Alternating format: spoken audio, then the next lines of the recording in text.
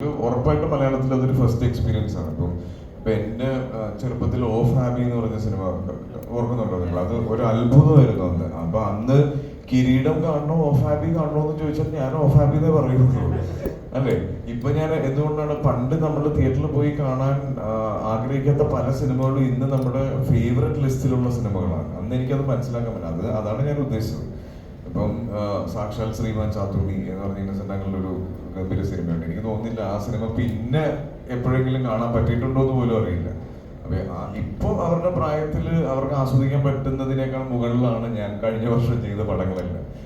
ഞാനും ആഗ്രഹിക്കുന്നുണ്ട് അത്തരത്തിലുള്ള സിനിമകൾ ചെയ്യണമെന്നുള്ളത്. ഇൻഫാക്ട് ഞാനൊരു സൂപ്പർ ഹീറോ മൂവി ഫാനാണ്. അപ്പൊ എന്റെ ഒരുപാട് വർഷത്തെ ആഗ്രഹമായിരുന്നു ഒരു സൂപ്പർ ഹീറോ ചെയ്യണം എന്നുള്ളത്. പക്ഷെ അതില് ഞാൻ ആഗ്രഹിക്കുന്ന പോലത്തെ ഒരു സിനിമയ്ക്കുള്ള ഒരു സ്ക്രിപ്റ്റോ സ്ക്രീൻ പ്ലേ ഒന്നും എൻ്റെ അടുത്തേക്ക് ഇതുവരെ വന്നിട്ടില്ല. അപ്പൊ വന്നു കഴിഞ്ഞാൽ ഉറപ്പായിട്ടും അത് ചെയ്യും.